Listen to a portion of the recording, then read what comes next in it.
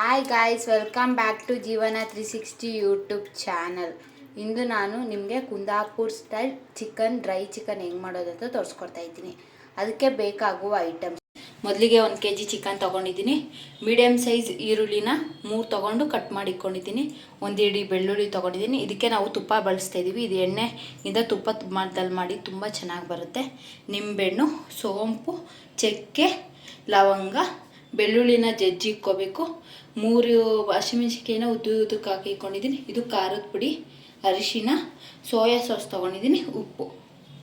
ಈಗ ಮಾಡೋಣ ಬನ್ನಿ. ಈಗ ಚಿಕನ್ನ ಮ್ಯಾರಿನೇಟ್ ಮಾಡಿ ಮಾಡಿಕೋಬೇಕಾಗುತ್ತೆ. ಮೊದಲಿಗೆ ಮ್ಯಾರಿನೇಟ್ ಮಾಡಿದ್ರೆ ಚಿಕನ್ಗೆಲ್ಲ ಟೇಸ್ಟ್ ಹಿಡ್ದಿರುತ್ತಲ್ಲ, ಅವಾಗ ನಿಮಗೆ ತುಂಬ ಚೆನ್ನಾಗಿ ಬರುತ್ತೆ. ಇವಾಗ ಅರ್ಧ ಉಪ್ಪು ಹಾಕ್ಕೊತಿದ್ದೀನಿ. ನಿಮ್ಗೆ ರುಚಿಗೆ ನೋಡ್ಕೊಂಡು ಹಾಕ್ಕೊಳ್ಳಿ. ಈಗ ಇದಕ್ಕೆ ನಿಂಬೆಹಣ್ಣು ಹಿಂಡ್ಕೊಳ್ಳೋಣ. 1 ನಿಂಬೆಹಣ್ಣು ಫುಲ್ ಹಿಂಡ್ತಾಯಿದ್ದೀನಿ.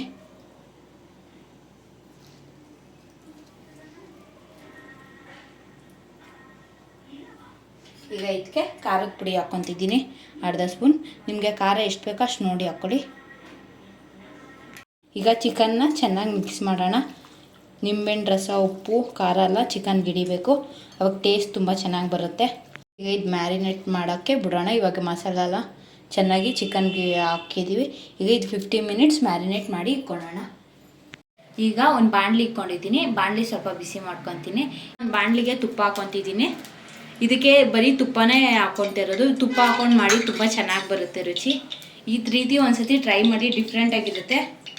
ಈಗ ಇದಕ್ಕೆ ಜಜ್ಜಿರೋ ಬೆಳ್ಳುಳ್ಳಿ ಹಾಕ್ಕೊಳ್ಳೋಣ. ನಾವು 1 ಇಡೀ ತೊಗೊಂಡಿದ್ದೀವಿ. ಹಾಗೆ ಶುಂಠಿನೂ ಜಜ್ಜಿರೋದು ಹಾಕ್ಕೊತೀವಿ. ಈಗ ಇದನ್ನ ಚೆನ್ನಾಗಿ ಹುರಿಯೋಣ, ಸ್ವಲ್ಪ ಹಸಿ ವಾಸನೆ ಹೋಗೋವರೆಗೂ ತುಪ್ಪದಲ್ಲಿ.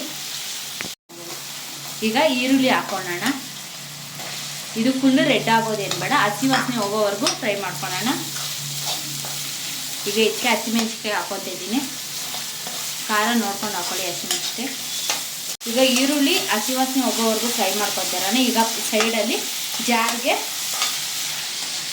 ಜಾರ್ಗೆ ಲವಂಗ, ಚಕ್ಕೆ, ಸೋಂಪು ಹಾಕ್ಕೊಂಡು ಸುಮ್ಮನೆ ಡರ್ ಅಂತ ಮಾಡಿಸ್ಕೊಳ್ಳೋಣ ಲೈಟಾಗಿ.